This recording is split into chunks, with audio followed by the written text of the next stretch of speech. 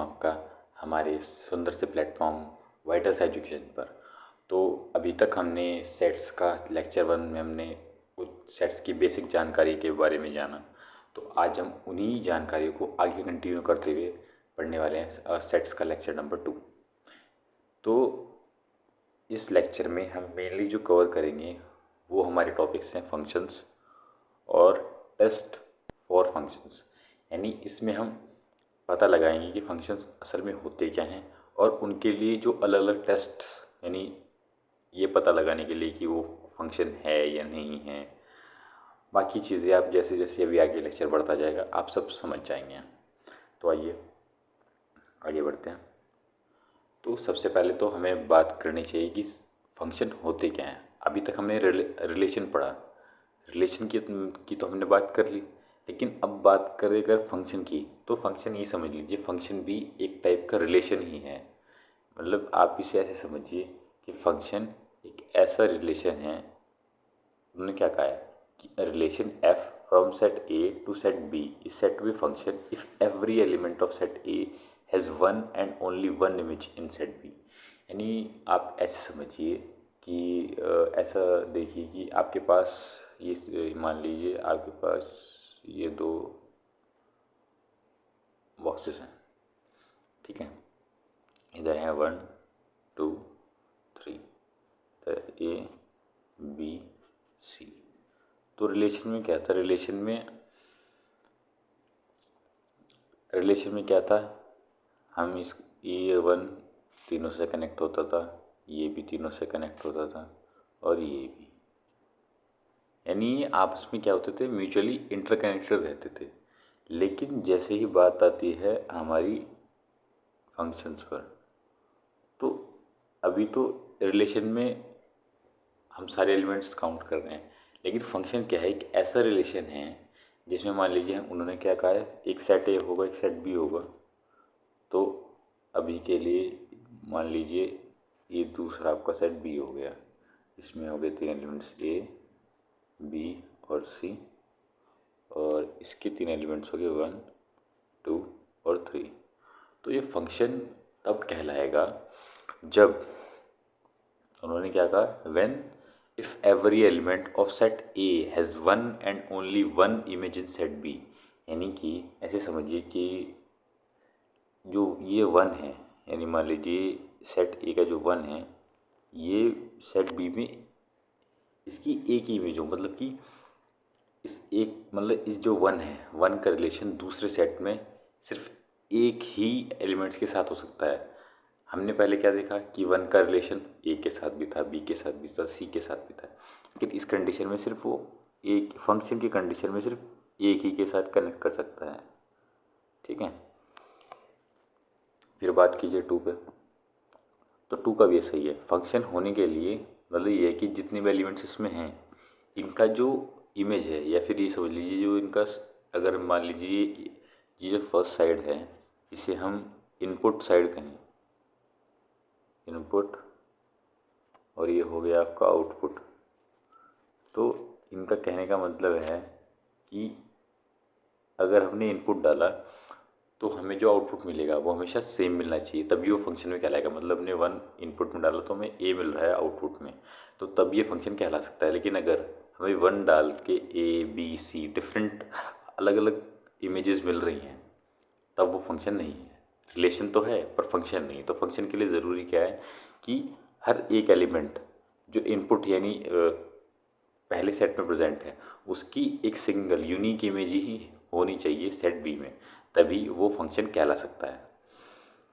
इस और थोड़ा सा इसको ऐसे समझिए, लेकिन एक चीज़ पॉसिबल है क्या, कि अगर ये टू का भी सॉल्यूशन या इसकी इमेज ए हो सकती है। मतलब कहने की बात ये है कि 2 इनपुट का एक सेम आउटपुट हो सकता है, लेकिन एक इनपुट के 2 अलग अलग आउटपुट नहीं हो सकते फंक्शन के अंदर।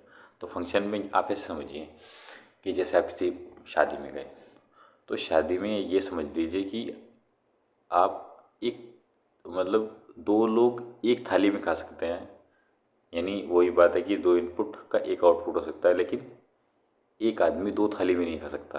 यानी कि मतलब एक इनपुट से वो दो, मतलब एक इनपुट से हम दो आउटपुट नहीं ले सकते फंक्शन में। फंक्शन में क्या होगा, एक इनपुट से एक आउटपुट।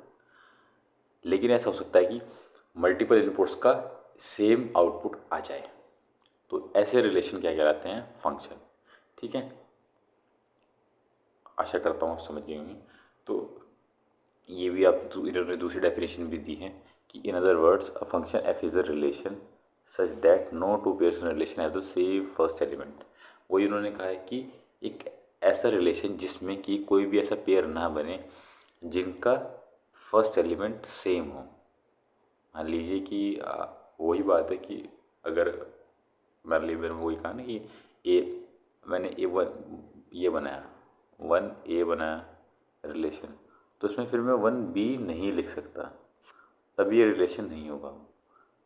टू बी वर्क कर सकता है, थ्री सी वर्क कर सकता है, लेकिन फिर जब थ्री सी के साथ थ्री आ चुका है तो थ्री के साथ अब मैं ना ए ला सकता हूँ ना बी ला सकता हूँ, जिसके साथ एक बार जो आ गया उसके बाद मतलब हर इनपुट के लिए आउटपुट हमेशा एक रहेगा और वो यूनिक रहेगा, तभी वो फंक्शन की कैटेगरी में आ सकता है। ठीक है, आइए आगे बढ़ते हैं। इससे पहले एक और चीज़ है, इसकी जो बेसिक नोटेशन है वो कुछ इस तरह है। मान लीजिए हमारे पास मैंने कहा था दो नोटेशन जो है फंक्शन को एफ से डिनोट करते हैं, और जो इसमें ये पहला वर्ड दिया गया यानी ए वो सेट है जिसमें आप इनपुट डालेंगे, मतलब ए जो है आपका इनपुट सेट है और बी है आपका आउटपुट सेट, तो ए से बी फंक्शन मूव कर रहा है। ठीक है, अब जो फंक्शन है उसमें दो तरह के वेरिएबल्स होते हैं, एक इंडिपेंडेंट और एक डिपेंडेंट। इंडिपेंडेंट वेरिएबल और डिपेंडेंट वेरिएबल आप नाम से समझ गए होंगे।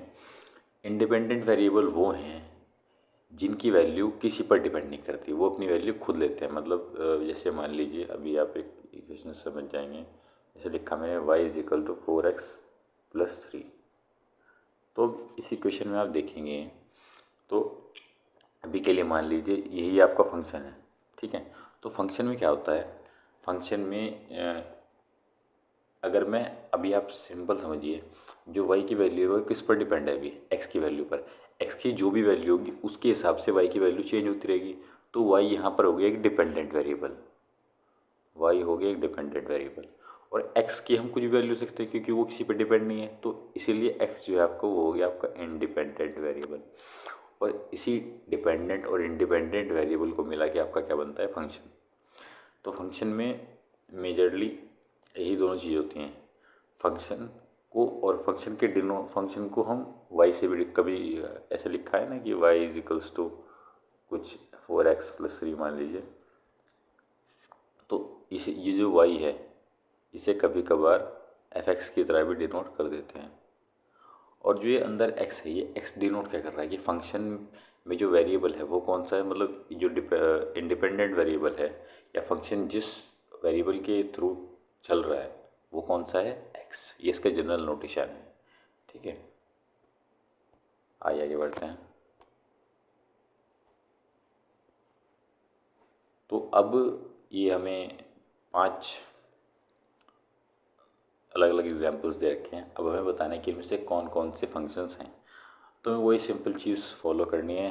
हमें क्या देखना है कि हमें ये ध्यान देना है कि जो इस सेट ए के जितने भी एलिमेंट्स हैं उनकी सबकी यूनिक इमेज होनी चाहिए, यानी एक इमेज हो सकती है, एक से ज़्यादा नहीं।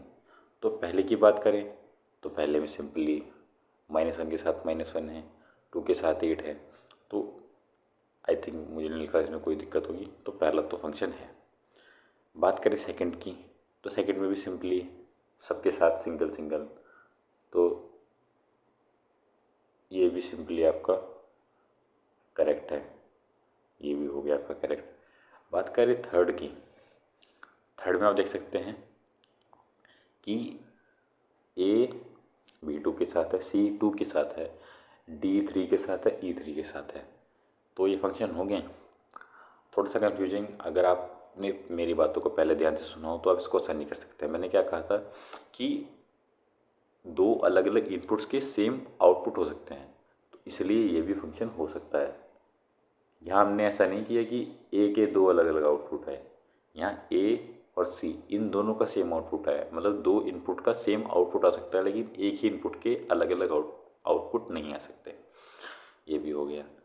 और बात करें फोर्थ की, तो फोर्थ में एक, हाँ ये भी एक बात ज़रूरी है कि सबकी फंक्शन में जो इनपुट है, इनपुट का हमेशा कुछ ना कुछ आउटपुट आना ज़रूरी है। जैसे यहाँ 3 और 5 खाली हैं, 3 और 5 का कोई आउटपुट नहीं आया, तो तब भी ये फंक्शन नहीं माना जाएगा। फंक्शन के लिए इनपुट का हमेशा कुछ ना कुछ आउटपुट होना चाहिए, तभी वो फंक्शन माना जाएगा, तो ये नहीं होगा। और बात करें फिफ्थ में, तो फिफ्थ में आप सिंपली देख सकते हैं कि ए के दो इमेजेस आ रहे हैं, एक वो 1 पे जा रहा है, दूसरा वो 4 पे भी जा रहा है। तो इन्हें समझिए कि ये समझ लीजिए कि दो नाव पर पैर करके चल रहा है वो, तो इसीलिए ये फंक्शन नहीं होगा। क्यों? क्योंकि इसमें एक ही एलिमेंट के दो इमेजेस हैं, तो इसीलिए फंक्शन नहीं होगा। आइए आगे बढ़ते हैं।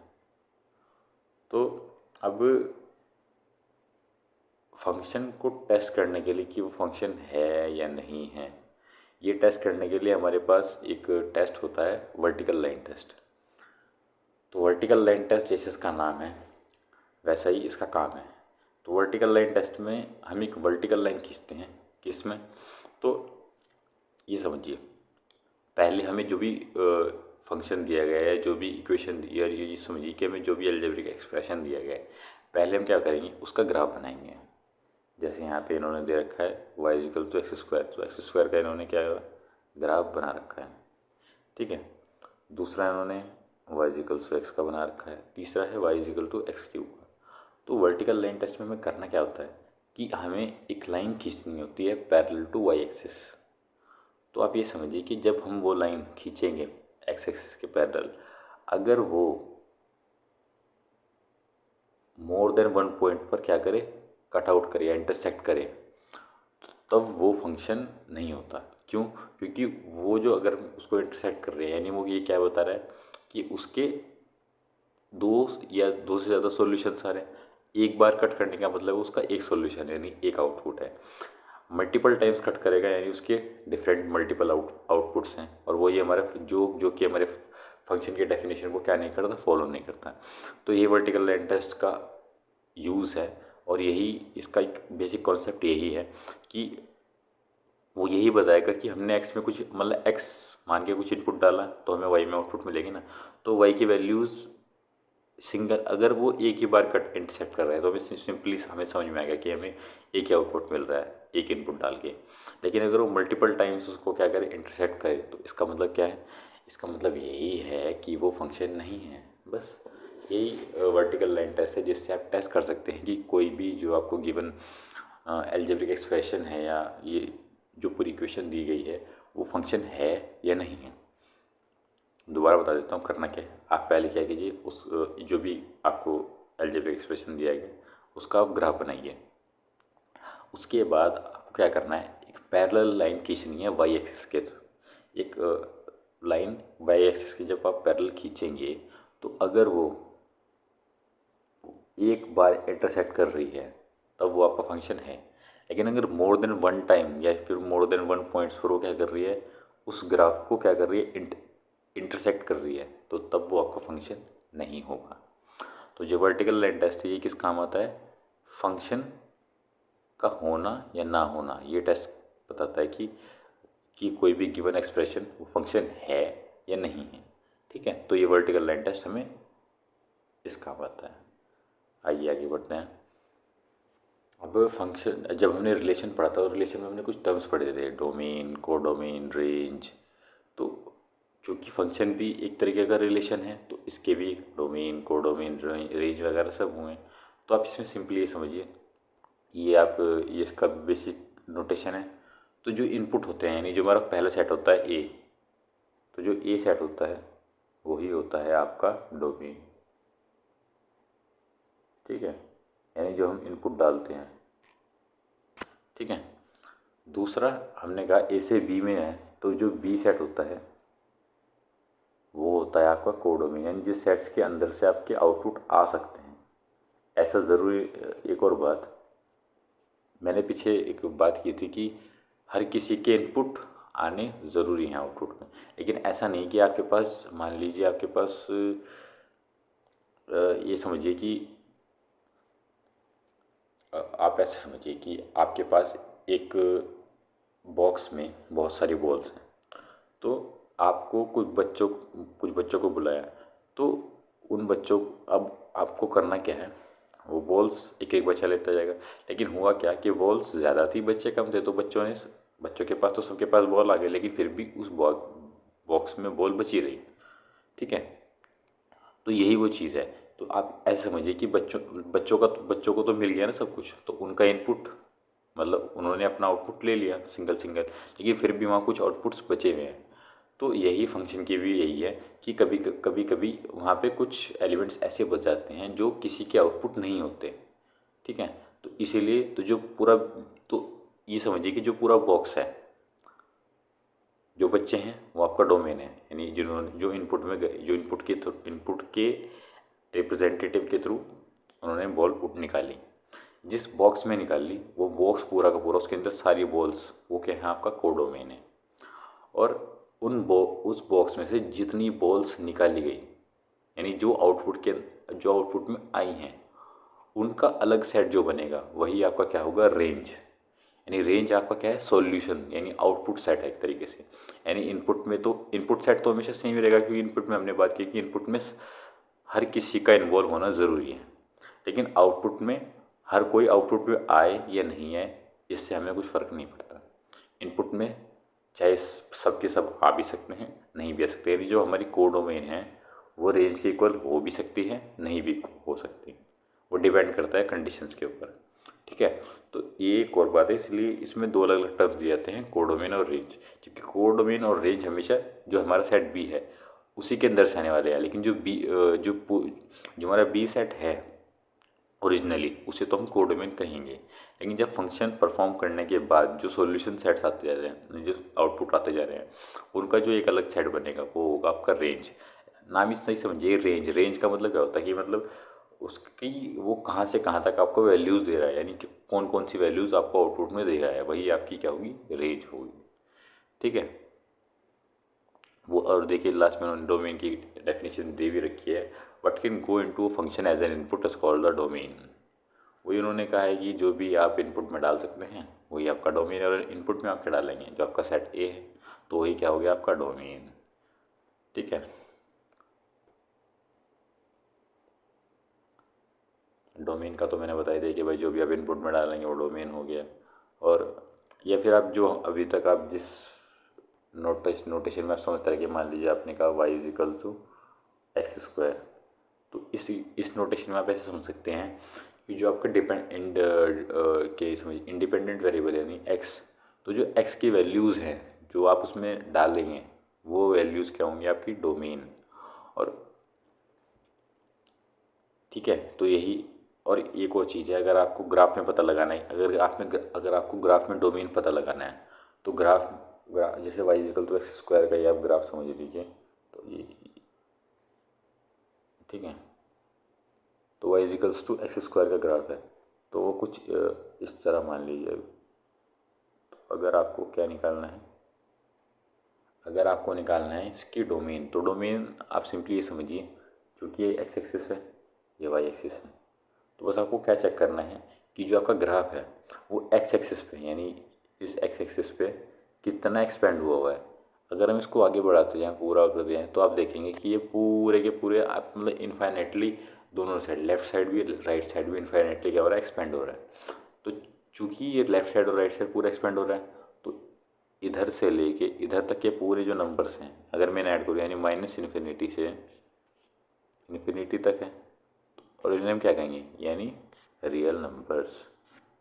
तो उसका डोमेन क्या हो गया, रियल नंबर्स। ठीक है, तो आप डोमेन ग्राफ से भी निकाल सकते हैं कि इसकी डोमेन, अगर आपको किसी फंक्शन की आपको डोमेन निकालनी है किसी क्वेश्चन में, तो वाई ग्राफ आप ऐसे निकाल सकते हैं। कैसे कि उस ग्राफ का एक्सपेंशन आपको देखना पड़ेगा कि वो ग्राफ कितना एक्स एक्सिस में कहाँ से कहाँ तक एक्सपेंड हो रखा है, जहाँ से जहाँ तक एक्सपेंड हो रखा है वही आपका क्या होगा, डोमेन होगा। ठीक है,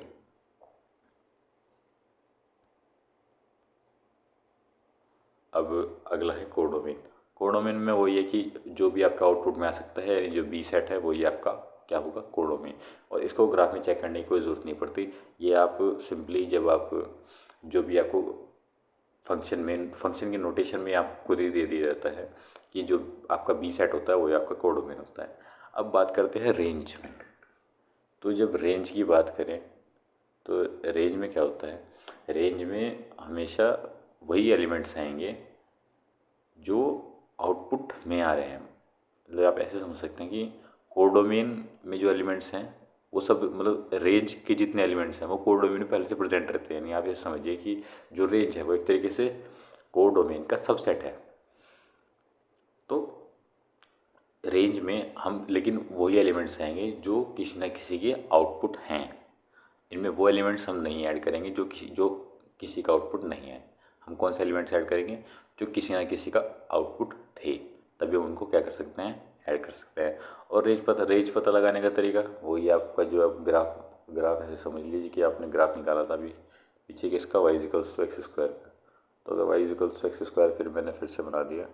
तो पहले जब आप डोमेन निकाल रहे थे आप क्या चेक कर रहे थे, एक्सपेंशन अलोंग एक्स एक्सिस। इसमें क्या चेक करना है कि ये वाई एक्सिस पर कितना ऊपर उठ रहा है।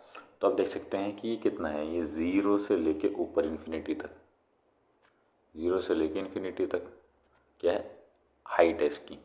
मतलब तो रेंज आप कैसे निकाल सकते हैं कि ग्राफ में जो आपका ग्राफ है, यानी जो भी आपका ग्राफ में जो भी आपका कर्व है उसकी हाइट कितनी है, यानी कहाँ से कहाँ तक उसकी हाइट है, यानी वाई एक्सिस पे वो कहाँ से कहाँ तक वैल्यू ले रहा है, वही क्या हो जाएगा आपका रेंज। और यहाँ पे क्या है, पॉजिटिव रियल नंबर्स हैं इसकी रेंज।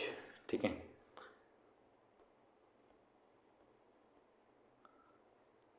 तो अभी मैंने बता दिया कि आप डोमेन और रेंज ग्राफ से भी कैसे निकाल सकते हैं और उनका मतलब है क्या। ठीक है, अब आगे बढ़ते हैं।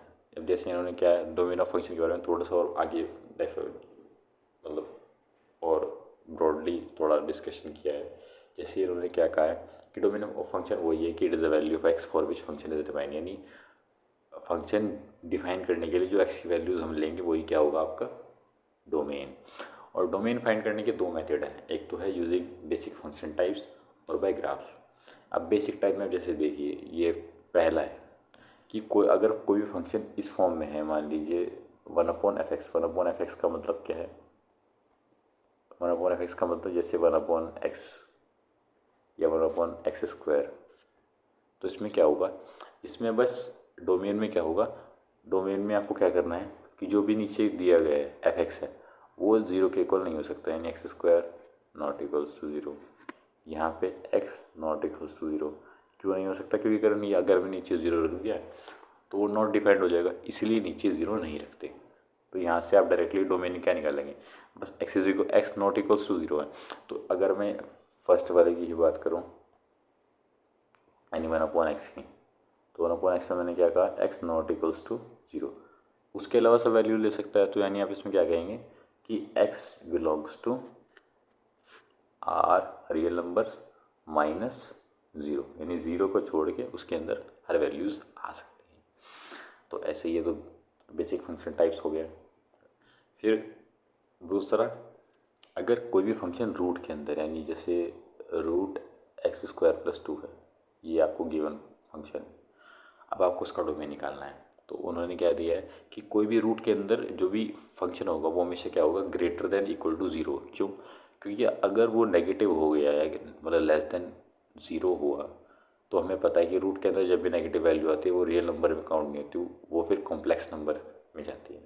ठीक है, तो यहाँ मतलब उसकी स्टडी यहाँ पे नहीं हो पाएगी, उसके लिए हम कॉम्प्लेक्स नंबर आगे जब डिस्कस करेंगे वहाँ पे हो सकता है। तो रूट f(x) की कंडीशन क्या है कि जो भी आपका फंक्शन है वो क्या होगा, ग्रेटर देन इक्वल टू 0, यानी यहाँ डायरेक्टली हम क्या लिख लेंगे, x² + 2 greater than equals to 0।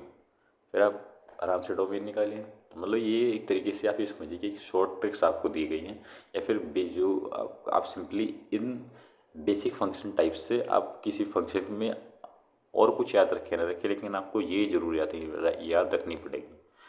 जब तक ये याद नहीं रहेगी तब तक आप नहीं कर सकते चीज़ें आसानी से। फिर थर्ड बेसिक फंक्शन टाइप इन्होंने कौन सा दिया है, 1/√f(x).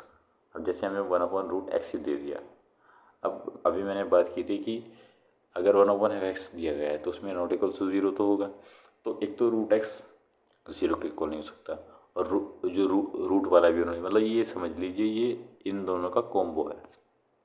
अब इसमें इन्होंने क्या कहा कि नॉट इक्वल्स टू ज़ीरो, इसमें क्या कहा greater than equals to zero. अब दूसरी कंडीशन में क्या है, बस ग्रेटर देन, ठीक है, ज़ीरो, इक्वल्स टू है, और ऊपर क्या रहा है नॉट इक्वल, दोनों कंबाइन कर दिया तो दोनों कंडीशन फुलफिल होनी चाहिए। तो उन्होंने क्या किया, लास्ट कंडीशन में बस हो क्या जाएगा, लास्ट कंडीशन में ये रहेगा कि जो भी आपका वन अपॉन, यानी मान लीजिए वन अपॉन रूट एक्स था, तो उसमें जो आपका एक्स आएगा वो क्या होगा, पॉजिटिव होगा, पर उसमें ज़ीरो काउंट नहीं होगा, क्योंकि अगर ज़ीरो काउंट कर लिया तो फिर वही वही वन अपॉन एफ एक्स वाली कंडीशन फुलफिल नहीं कर पाएगा, और नीचे ज़ीरो आ जाएगा जो कि नॉट डिफाइंड माना जाएगा। तो इसलिए ये तीन बेसिक फंक्शन टाइप्स इन्होंने बताए हैं, और ये आप याद रखेंगे तो आप आसानी से किसी भी क्वेश्चन में डोमेन आसानी से, मतलब आसानी से, मतलब ये कॉन्सेप्ट्स कुछ, मतलब ये बेसिक फंक्शन टाइप कुछ ऐसे हैं कि जिनका यूज़ करके आप, मतलब अगर कोई क्वेश्चन में आप डोमेन निकालनी है और वो कुछ कॉम्प्लेक्स हैं, तो आप सिंपली समझिए कि उस कॉम्प्लेक्स क्वेश्चन को आप अगर तोड़ेंगे, पार्शियली करेंगे कि हम पहले इस पार्ट को, इस पार्ट की अलग निकाले डोमेन, उसकी पार्ट की अलग डोमेन, फिर उनको आप इंटरसेक्शन के थ्रू निकालिए, वो बात अलग है, लेकिन आपको बाय पार्ट करना आना चाहिए, क्योंकि जब तक आप बाय पार्ट मतलब पार्शियली इनको, मतलब ये जो बेसिक फंक्शन टाइप्स हैं, जब तक ये आपको नहीं पता होंगे तब तक आप कॉम्प्लेक्स फंक्शन की डोमेन नहीं निकाल सकते। तो इसलिए बेसिक फंक्शन टाइप की डोमेन निकालना भी आपको आना चाहिए। और ये डोमेन निकालने का ऐसा नहीं है कि आपका अभी सिर्फ इसी चैप्टर में, आपको आगे भी 11th में काम आएगा, 12th में भी रिलेशन फंक्शंस में इनका यूज़ आ जाता है, ऐसा नहीं है कि ये सब यहीं ख़त्म हो जाएगा। तो ये ज़रूरी टॉपिक्स हैं, ठीक है, तो इसको ज़रूर आप ध्यान से करिएगा। अब जैसे यहाँ पे इन्होंने क्वेश्चन दिए गए हैं तीन, पहला क्या है, y is equals to root two x minus x square, दूसरा है one upon root three x minus two. तो पहले की बात करते हो, तो पहला हमारा सिंपली रूट एफ एक्स की फॉर्म में है, रूट एफ एक्स की फॉर्म में है, तो हमें सिंपली करना क्या है कि इसे greater than equals to zero रख देना है। वहाँ से एक और चीज़ है, तो अगर यहाँ से इन्होंने क्या किया, एक्स दोनों तरफ, मतलब एक्स कॉमन ले लिया, एक्स कॉमन लेने के बाद एक और चीज़ इन्होंने की, क्या है, इन्होंने एक्स तो कॉमन ले लिया, लेकिन जो हमारा दूसरा वाला एक्स है, यहाँ से इसमें लगाया -1 मल्टीप्लाई किया, तो इस -1 मल्टीप्लाई करने के बाद एक और चीज़ है कि जब भी आप नेगेटिव साइन, मतलब या किसी नेगेटिव नंबर की मल्टीप्लाई करते हैं, जो साइन ऑफ इनइक्वालिटी है वो क्या होता है, रिवर्स होता है। यहाँ पे क्या था, साइन ऑफ इनइक्वालिटी ज़ीरो की तरफ था, जब जैसे हमने -1 की मल्टीप्लाई करी तो जो साइन ऑफ इनइक्वालिटी है वो क्या हो गया, रिवर्स हो गया। तो ये एक और चीज़ ध्यान रखने वाली कि जब भी आप किसी नेगेटिव नंबर की मल्टीप्लाई करते हैं किसी एल्जेब्रिक एक्सप्रेशन में या लीनियर इनइक्वालिटी में, तो उसमें जो साइन ऑफ इनइक्वालिटी है वो क्या हो जाता है, पलट जाता है, इन्वर्स हो जाता है, ठीक है, ग्रेटर देन है तो लेस देन हो जाता है, लेस देन है तो ग्रेटर देन हो जाता है, फिर आप आसानी से निकाल सकते हैं। सेकंड की बात करें तो second simply one upon root f x type है, तो आपका जो भी एफ एक्स है उसे आपको क्या रखना है, ग्रेटर देन ज़ीरो रखना है, आप सिंपली निकाल सकते हैं। अब बात करें थर्ड की, तो थर्ड क्या है, मैंने बात की थी कि कॉम्प्लेक्स, तो एक तरीके का कॉम्प्लेक्स फंक्शन है, कॉम्प्लेक्स का मैंने क्या बताया था कि आप उसको पार्शियली तोड़ के करना होगा। जब आप पार्शियली कर लेंगे बस आपको क्या करना है, उनका इंटरसेक्शन करना है। तो तो ये जो थर्ड फंक्शन है ये पहले दो क्वेश्चन का ही क्या है, कॉम्बिनेशन है। आपने पहले का निकाला हुआ है 0 से 2, दूसरे का निकाला है 2/3 से इन्फिनिटी, बस आपको करना क्या है, दोनों को इंटरसेक्शन करना है। तो आप सिंपली देखेंगे तो ये हो जाएगा, जो इनका कॉमन पार्ट होगा वो कौन सा होगा, 2/3 से 2, और दोनों तरफ क्लोज ब्रैकेट। तो ये इतना हार्ड आप सिंपली बेसिक से करेंगे तो आप इसको आसानी से कर सकते हैं, ठीक है। अब आगे बढ़ते हैं। अब है रियल फंक्शन, जिसका नाम है रियल फंक्शन। तो एक ऐसा, तो ये समझ लीजिए ये एक ऐसा फंक्शन होगा जिसमें रियल नंबर या उसका कोई भी सबसेट क्या हो, आपकी रेंज हो, मतलब रेंज जो है वो आपकी रियल नंबर्स हो या उसका कोई सबसेट हो, तो वो कैसे फंक्शन होते हैं, रियल वैल्यूड फंक्शन या रियल फंक्शन। और डोमेन, चूंकि उसकी रेंज रियल है तो डोमेन तो हमेशा उसकी रियल होगी ही। और जब रेंज की बात हम रियल नंबर कर ही रहे हैं तो सिंपली आप ये समझिए रियल फंक्शन में डोमेन, कोडोमेन, रेंज वगैरह ये तीनों चीज़ का रियल नंबर्स होना ज़रूरी है। बस इसमें जो रेंज है वो आपका क्या हो सकता है, सबसेट हो सकता है रियल नंबर्स का।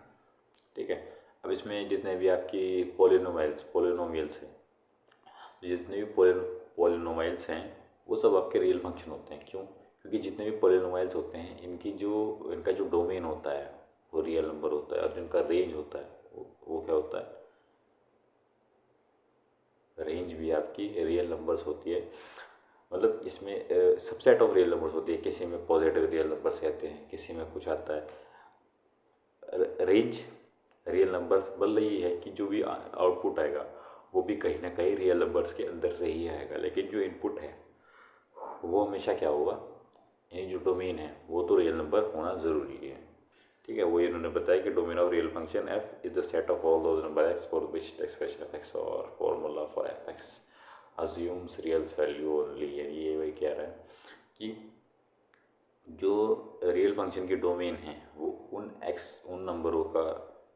नंबरों का सेट होगा जिसके लिए एफ एक्स में मैं 11 की वैल्यू रखूँ, तो जो वैल्यूज़ आए लास्ट में यानी आउटपुट में वो हमेशा कैसी हैं, रियल नंबर। ठीक है, बस यही है रियल वैल्यूड फंक्शन में, ज़्यादा कुछ कॉम्प्लेक्स फंक्शन था नहीं।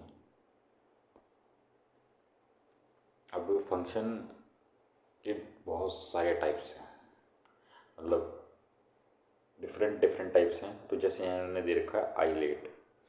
तो ये जो आइलेट है, आइलेट आप ऐसे समझिए कि आइलेट ये नाम में ही इन्होंने मतलब छुपा रखा है, ILATE।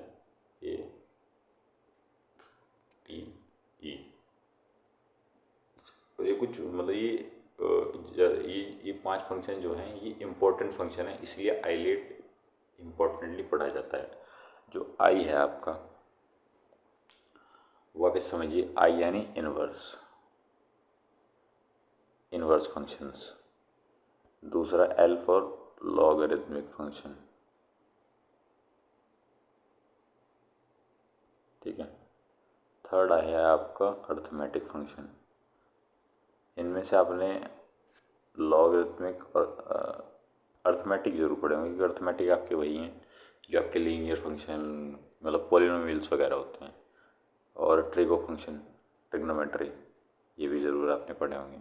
लास्ट है एक्सपोनेंशियल। इसमें से आपने अभी अर्थमेटिक और ट्रिगो फंक्शन जरूर पढ़े होंगे, बाकी एक्सपोनेंशियल और लॉगरिथमिक और इनवर्स ये आप आगे पढ़ेंगे, जैसे जैसे डिस्कशन पे आएंगे तब आप इनके बारे में भी जानेंगे। तो ये तो 5 वो फंक्शन है जो इम्पोर्टेंट है, लेकिन जो इनका बेसिक ब्रॉडली डिवीजन है वो 2 टाइप्स में, एल्जेब्रिक, नॉन एल्जेब्रिक। नाम से ये एल्जेब्रिक वो है जिसमें प्लस माइनस मल्टीप्लाई डिवाइड वगैरह वो वाली चीज़ें आती हैं वेरिएबल और कॉन्स्टेंट के साथ, और जिनमें नहीं आती वो नॉन एल्जेब्रिक। तो एल्जेब्रिक में आप समझिए, एल्जेब्रिक में कुछ होते हैं मतलब सबसे पहले है piecewise function. Piecewise आप समझिए कि इसमें पीस वाइज में आप सीधा आप 5 पार्ट है इसके, मतलब 5 डिफरेंट टाइप के फंक्शन है। सबसे पहला है मॉड्यूलस फंक्शन, फिर ग्रेटेस्ट इंटीजर फंक्शन, फिर फ्रैक्शनल पार्ट फंक्शन, फिर सिग्नम फंक्शन, और लास्ट में डिफाइंड फंक्शन। और उसके अलावा भी 3 पार्ट्स और एल्जेब्रिक के, rational function, irrational function, polynomial function. और जैसे इनके नाम है रेशनल तो उसमें रेशनल नंबर्स होंगे, इर्रेशनल तो इसमें इर्रेशनल नंबर होंगे, पॉलिनोमियल फंक्शन जिसमें पॉलिनोमियल्स ही पढ़ेंगे हम। ठीक है, और जो ये तो आप पढ़ लेंगे, लेकिन जो ये मॉड्यूलस फंक्शन है, ग्रेटेस्ट इंटीजर है, फ्रैक्शनल पार्ट है, सिग्नम है, डिफाइंड है, ये भी आप पढ़ेंगे। और ज़्यादा हेजिट वो मत होइएगा कि इतने सारे फंक्शन से कैसे होंगे। ये सब आप जैसे जैसे प्रैक्टिस करते रहते हैं आपके जहन में बैठ जाते हैं, और इतना हार्ड चीज़ें नहीं है। और जैसे आप प्रैक्टिस, बस मेन चीज़ है प्रैक्टिस। दूसरी तरफ आइए नॉन एल्जेब्रिक। तो नॉन एल्जेब्रिक में 4 हैं, लॉगरिथमिक फंक्शन, ये भी आप आगे पढ़ने वाले हैं, इनवर्स फंक्शन, ट्रिगो फंक्शन और एक्सपोनेंशियल फंक्शन। तो ये 4 नॉन एल्जेब्रिक फंक्शंस हैं। ठीक है, तो ये फंक्शन के कुछ बेसिक टाइप्स है जो आप पढ़ेंगे और पढ़ना ज़रूरी है, जिसमें कि जो ज़्यादातर ज़रूरी हैं आइलेट तो हैं, आइलेट तो मैंने आपको बता दिया, यानी ये चाहिए चारों तो हैं। इनके अलावा इसमें से इनवर्स, लॉगरिथमिक, अर्थमेटिक। अर्थमेटिक में यही है, अर्थमेटिक ये पूरा का पूरा अर्थमेटिक ही है समझ लीजिए। ठीक है, इसके अंदर अर्थमेटिक में सब कुछ आ जाएगा। ठीक है, और इनमें भी जो modulus, greatest integer, fractional part, ये तीन ज़्यादातर आते हैं। Modulus, greatest integer, fractional part, ये ज़्यादा आते हैं, इसीलिए इनको थोड़ा डीपली हम कवर करेंगे। और ठीक है, आइए अब आगे बढ़ते हैं। तो स्टैंडर्ड फंक्शन वही मैंने बताया, जो कुछ स्टैंडर्ड फंक्शंस भी होते हैं। स्टैंडर्ड फंक्शन मतलब वही कि जो हमारे बेसिक फंक्शन जो है वो कौन कौन से हैं। एक है पॉलिनोमियल। पॉलिनोमियल वो है जिसमें पॉलिनोमाइल्स पढ़ेंगे। कांस्टेंट फंक्शन जिसमें जो हमारे फंक्शन में कांस्टेंट्स वगैरह रहेंगे। आइडेंटिटी फंक्शन, आइडेंटिटी फंक्शंस वो रहेंगे जहाँ पे आप आउटपुट जो इनपुट में डाला वही आउटपुट में आ जाएगा same to same. Rational function जहाँ पे रेशनल नंबर्स होंगे। एब्सोल्यूट वैल्यू जहाँ पे हम एब्सोल्यूट वैल्यूज़ का यूज़ करेंगे। बाकी हम इनको आगे आगे डिस्कस करते जाएंगे, जैसे जैसे इनका जिक्र आता रहेगा वैसे वैसे हम इनको डिस्कस करते रहेंगे। ठीक है, तो ये क्या थे, कुछ स्टैंडर्ड फंक्शन है और ये हम इनको सबको आगे कवर करने वाले हैं। अब है पोलिनोमियल फंक्शन। सबसे पहले पोलिनोमियल फंक्शन की बात करें तो पोलिनोमियल फंक्शन हमें पता ही है कि एक ऐसा फंक्शन होता है जिसमें क्या होता है, एक सिंगल वेरिएबल कहिए या फिर डुअल वेरिएबल कहिए। तो उसमें वेरिएबल क्या होता है, एक ग्रुप ग्रुप कहिए या कॉम्बिनेशन चलता रहता है वेरिएबल्स का, नंबर ऑफ n पावर्स तक। पावर्स कितनी हो सकती हैं, 1 2 3 4 5 इनफाइनाइट तक। ठीक है, तो उसका जो जनरल नोटेशन है वो कुछ इस तरह होता है, ए एन मतलब कोई भी कांस्टेंट होगा या मतलब जो वही समझिए, जो ए एन है वो क्या होगा आपका, उसका कोएफिशिएंट। और वो जो ए एन है, ठीक है, वो ए एन कुछ भी हो सकता है, मतलब बस वो रियल नंबर होना चाहिए। ए एन क्या होगा आपका, रियल नंबर होगा, चाहे वो कुछ भी हो। ठीक है, बस ऐसे इसका ये जो चेन है यही आपका क्या होता है, बेसिक जनरल फॉर्म है किसकी, पोलिनोमाइल की। और इसी पोलिनोमाइल में आपके linear, quadratic, cubic, by quadratic या फिर मोनोमाइल, ट्राइनोमाइल, बाइनोमाइल, ये सब इसी के अंदर आते हैं। ठीक है, लेकिन एक और बात है, पोलिनोमियल, जैसे हम पोलिनोमियल्स की बात करते थे कि पोलिनोमियल में हम कहते थे कि भाई किसी जो भी आपका वेरिएबल है उसकी पावर ना तो नेगेटिव हो सकती है ना ही फ्रैक्शनल हो सकती है, मतलब डिग्री हमेशा कैसी होगी उसकी, पॉजिटिव, वो भी होल नंबर्स वाली। तो पोलिनोमियल फंक्शन में भी वही रूल अप्लाई होता है। वही बात है कि पहली बात तो जब हम पोलिनोमियल फंक्शन कह रहे हैं तो उसके लिए पहली बात तो उसका पोलिनोमियल होना ही ज़रूरी है। तो पोलिनोमियल होने के लिए जो कंडीशन है वही पोलिनोमियल फंक्शन होने के लिए ज़रूरी है, तो वही सेम कंडीशंस हैं। ठीक है, अब जैसे इन्होंने यहाँ पे एक पोलिनोमियल दे रखा है y=x², तो ये इन्होंने कुछ बेसिक वैल्यूज़ अपनी तरफ से रखी और अपनी तरफ से वैल्यू रखे जो जो इनका इक्वेशन है उस हिसाब से इन्होंने ग्राफ बनाया। तो जब आपने ग्राफ बनाया तो आप देखेंगे कि जो डोमेन थी, डोमेन यानी जो जो वैल्यूज, सेट ऑफ वैल्यूज़ जो हमने इसमें डाली वो कौन सी आई, रियल नंबर। यानी जब आप इसका एक्सपेंशन एक्स एक्सिस के थ्रू चेक करेंगे क्या आएगा, रियल नंबर।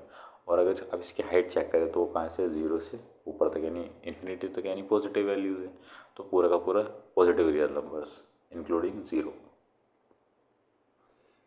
ऐसे क्यूबिक फंक्शन है, क्यूबिक फंक्शन में क्या है, पॉजिटिव। पॉजिटिव तो क्या है, मतलब इसमें जो डोमेन और रेंज है वो दोनों ही कहते हैं आपके रियल नंबर। एक और बात है, मैं आपको एक जनरल नोटेशन देता हूँ कि एक्स की पावर n है। ठीक है, तो इसमें अगर मैं मतलब ये समझ लीजिए, अगर अगर ये कुछ ऐसा लिखा है, रेंज ऑफ एक्स की पावर n, तो इसमें क्या होगा, पॉजिटिव रियल नंबर्स। लेकिन ये तभी है, कंडीशन फॉर ओनली, कब आएगी कंडीशन, ये कंडीशन ये समझ लीजिए, कंडीशन तभी आएगी, कंडीशन फॉर ओनली मोनोमियल यानी जब x² है या x³ है, यानी जब से एक सिंगल टर्म आपका काम करेगा। ठीक है, जब एक सिंगल टर्म आपका काम करेगा तभी ये यूज़ होगी। ठीक है, तो इसमें क्या होगा, पॉजिटिव रियल नंबर्स और रियल नंबर्स। तो आर पॉजिटिव कब आएगा, जब आपका जो n है, n क्या हो, इवन। अगर आपका जो n है यानी जो पावर है वो इवन है तो उसमें ये हमेशा कैसी आएगी, पॉजिटिव रियल नंबर्स। लेकिन अगर n आपका ऑड है तो तब आपकी जो रेंज आएगी वो क्या आएगी, रियल नंबर्स। तो ये इसका एक, ये समझ लीजिए ऑब्जर्वेशन है कि हमेशा यही होता है कि जब भी एक मोनोमाइल में इसकी पावर n की फॉर्म में है तो अगर उसमें जो n है वो इवन है तो उसकी रेंज हमेशा पॉजिटिव रियल नंबर्स आएगी, और अगर वो ऑड है तो उसकी रेंज आएगी रियल नंबर्स सारे के सारे पॉजिटिव नेगेटिव सब।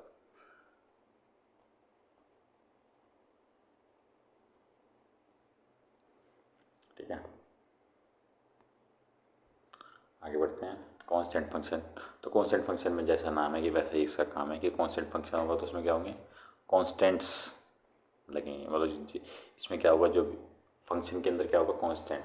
और जब आप किसी कांस्टेंट फंक्शन का ग्राफ बनाते हैं तो आप सिंपली देख सकते हैं कि अगर हम उसका एक्सपेंशन देखें तो एक्सपेंशन क्या होगा, रियल नंबर्स। और हाइट की बात करें तो हाइट भी कितनी होगी उसकी, तो हाइट भी वही, सिंपली आप समझिए कि हाइट भी उसकी क्या होगी, रियल नंबर होगी। क्यों, क्योंकि आप ऊपर नीचे सब देखिए तो रियल नंबर से, तो उसमें ऐसे कुछ सोचने वाला नहीं कि इसमें जो डोमेन है और रेंज है वो दोनों क्या होता है, रियल नंबर होते हैं। लेकिन एक मिनट, नहीं नहीं नहीं, डोमेन तो होगी आपके रियल नंबर, लेकिन जो आपका रेंज है, रेंज होगा आपका वही नंबर, यानी आप कुछ भी इनपुट डालिए हमेशा, आउटपुट में तो हमेशा 5 ही आ रहा है, तो रेंज आपकी 5 ही होगी। कोडोमेन रियल नंबर होगी लेकिन रेंज हमेशा क्या होगी इसकी, 5। ये भी मतलब जैसे 5 का एग्जांपल दिया गया तो यहाँ पे क्या है, आपकी रेंज 5 है, लेकिन जो भी आपका कांस्टेंट गिवन है वही आपकी क्या होगी, रेंज। डोमेन रियल नंबर होगा और रेंज वही जो भी गिवन नंबर है वही क्या होगा, आपकी रेंज। अब है how to plot a graph, मतलब कि किसी ग्राफ, मतलब कोई भी अगर हमें ग्राफ बनाना है, मान लीजिए हमें कोई भी एक एल्जेब्रिक एक्सप्रेशन दे रखा है, तो ग्राफ बनाने के कैसे हम ग्राफ प्लॉट कर सकते हैं, तो 3 तरीके हैं, by rules of inequality, by calculus, spread transformation of basic graph. तो ये समझिए कि आपके पास 3 मेथड्स हैं और 3 मेथड को हम अलग अलग तरीके से पढ़ेंगे। तो सबसे पहले हम पढ़ने वाले हैं बेबी कर्व मेथड या यूजिंग रूल्स ऑफ इनइक्वालिटी। तो ये आपने जो हमने पिछले जो चैप्टर पढ़ा था, यानी रिलेशन मतलब सेट्स पढ़ा था, तो सेट्स में भी थोड़ा जिक्र इसके बारे में आया था, वही हम यहाँ थोड़ा जिक्र यहाँ पे भी अब यहाँ पे सही से होगा। तो जैसे इसका नाम है वेवी कर्व मेथड, तो इसमें करना क्या है, जो भी आपका ये ज़्यादातर कहाँ पे यूज़ होता है, जहाँ पे आपको एक पोलिनोमियल देगा, तो पोलिनोमियल में हमें करना क्या है, पहले तो उसके बनाने हैं फैक्टर्स। जब आप उसके फैक्टर्स बना लें तो फैक्टर बनाने के बाद आपको देखने हैं जो भी उनसे ज़ीरोज़ निकल के आ रहे हैं, तो वो ज़ीरोज़ को आपको क्या करना है, नंबर लाइन पर पॉइंट, नंबर लाइन पर पॉइंट करने के बाद नंबर लाइन पे जैसे यहाँ पे 1 2 3 आया तो उन्होंने पॉइंट कर लिया। अब नंबर लाइन पे आप पॉइंट करने के बाद आप क्या कीजिए, पहले तो एक और बात है कि जो आपका हाईएस्ट नंबर होगा उससे अगला रीजन तो पॉजिटिव आने वाला है। ठीक है, आप क्या कीजिए, 3 से बड़ा कोई भी नंबर रखिए अपने हिसाब से, जैसे यहाँ पे 3 है तो आप कुछ भी नंबर रखिए, तो आपको खुद पता लग जाएगा कि रीजन कैसे। जैसे यहाँ 3 से आपने ऊपर रखा 4, तो आप 4 रखिए यहाँ पे, 4 - 1 3, 4 - 2 2, 4 - 3 1, तो यहाँ से जो भी आंसर आया वो आपका कैसा है, पॉजिटिव। जब आपने क्या रखा 2 से 3, वेव कर मेथड में बस आपको ये ध्यान देना है कि जो वेव है वो आपको ऊपर ले जाएंगे नीचे जाएंगे। जब 2 से 3 की बात आई तो आपको क्या रखना है, 2 से 3 के बीच में कोई भी नंबर रखिए। 2 से 3 के बीच में आपने मैंने 2.5 रखा, तो जब यहाँ 2.5 रखा तो यहाँ पॉजिटिव नंबर आया, 2.5 यहाँ रखा पॉजिटिव, लेकिन जब यहाँ रखा तो नेगेटिव आया, तो positive positive positive positive negative negative negative, तो रीजन नेगेटिव आया। जब 1 से 2 की बात आई तो 1 से 2 के बीच में मैंने 1.5 रखा, तो 1.5 रख के पॉजिटिव, 1.5 रखा नेगेटिव, 1.5 रखा नेगेटिव, तो negative negative positive positive positive positive, तो इसलिए रीजन को उसने क्या लिया, पॉजिटिव। अब इससे अगला रीजन यानी 1 से पीछे, तो 1 से पीछे आप कुछ नंबर 0 रख लीजिए, 0 रखा नेगेटिव नेगेटिव नेगेटिव, तो यानी यहाँ से क्या जाएगा, नेगेटिव, तो इसके पिछला रीजन क्या हो जाएगा, नेगेटिव। तो आप सिंपली इसको ऐसे निकाल सकते हैं। अब जैसे यहाँ पे इन्होंने एग्जाम्पल दिया है x³ - x, तो उस हिसाब से वही हमें क्या करना है, पहले इसको फैक्टराइज करना है। फैक्टराइज करने के बाद उसके जो भी ज़ीरोज़ आए हैं उनको नंबर लाइन में प्लॉट करना है। नंबर लाइन में प्लॉट करने के बाद आपको उस ग्राफ में देखना है कि उससे जिस जिस इंटरवल को आपको देखना है कि उसको हमें पॉजिटिव में रखना है, नेगेटिव में रखना है। उसके बीच का कोई भी एक नंबर लीजिए अपने हिसाब से, और वो नंबर आप क्या रखिए, इक्वेशन में रख दीजिए। अगर आपका जो होल आंसर है वो पॉजिटिव आता है तो आप उसको अप साइड कर्व बनाइए, नेगेटिव आता है तो डाउन साइड कर्व बनाइए। यही सिंपली है।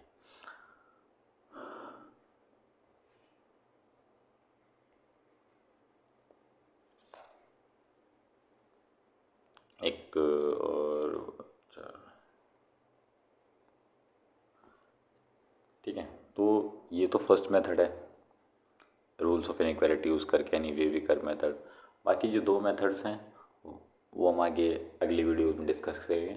तो आज अभी के लिए सिर्फ इतना ही। तो आज हमने कुछ बेसिक चीज़ें डिस्कस की कि फंक्शंस होते क्या हैं, फंक्शन के टाइप्स क्या क्या होते हैं, आइलेट फंक्शन, फंक्शन कोडोमेन, रेंज वगैरह, और ग्राफ प्लॉटिंग, डोमेन ग्राफ से कैसे निकालें, रेंज ग्राफ से कैसे निकालें, वेविकर मेथड। तो ये चीज़ें आप रिवाइज कीजिए और धीरे धीरे आपकी ये चीज़ें सब समझ जाएंगे। और ये चीज़ें समझने में थोड़ा टाइम लगता है, लेकिन एक बार अगर आप समझ गए, एक बार आप इस चीज़ का कॉन्सेप्ट समझ गए, तो फिर मैं समझता हूँ कि आप फिर मैथ्स में, चाहे आपकी 11th हो चाहे 12th हो, आप हर क्वेश्चन को आसानी से कर सकते हैं। और बिना किसी झिझक के फिर आप आसानी से, मान लीजिए कोई, आप कहते हैं कि अगर आपका कॉन्सेप्ट क्लियर रहेगा तो आप फिर 12th में भी आसानी से क्वेश्चंस कर सकते हैं जो रिलेशन फंक्शन से रिलेटेड आएंगे। और इससे 11th यानी जो फर्स्ट ईयर है आपका, यानी 11th, तो उसमें भी आप क्वेश्चन आप आसानी से कर पाएंगे। तो मैं ये कहूँगा कि जो ये चैप्टर है आपका, यानी जो रिलेशन फंक्शन वाला है, इसको आप ज़रूर ध्यान से पढ़ें, क्योंकि अगर आपने ये ध्यान से पढ़ लिया तो आपका एक तो 11th का पूरा फ़ायदा रहता है और 12th में आपको ज़्यादा दिक्कतें नहीं होती, और उसका यूज़ आगे तक रहता है। तो इसीलिए ये चैप्टर इम्पोर्टेंट है, तो उसको आप ध्यान से पढ़िए, रिवाइज कीजिए। बाकी आप अपनी लाइफ में एंजॉय करते रहिए। और अगर आपको वीडियो अच्छी लगी हो तो इसको अपने दोस्तों तक पहुँचाइए, जो भी चाहता है कि वो अपने कॉन्सेप्ट्स को क्लियर करे और अच्छी तरीके से समझे, और अच्छे कंटेंट या जो भी चीज़ें अच्छे मतलब नोट्स वगैरह, PDF वगैरह जो भी आपको चाहिए वो आप मुझे कमेंट्स के थ्रू बता सकते हैं। बाकी चीज़ें मैं आपको अपनी तरफ से भी प्रोवाइड करता रहूँगा डिस्क्रिप्शन में अपनी लिंक डाल के। और साथ ही जो भी एडिशनल हेल्प हो सकती है वो मैं आपकी करूँगा। बाकी आप जो भी सजेशंस वगैरह हैं, जो भी वीडियो को लेकर आपको जो भी गलत चीज़ें लगी हुई हैं, जो भी अच्छी चीज़ें लगी हुई हैं, आप कमेंट के थ्रू ज़रूर हमें बताएं, ताकि हम आगे धीरे धीरे चीज़ों को इम्प्रूव करें। ठीक है, तो आज के लिए इतना ही, बाकी मिलते हैं अगली वीडियो में।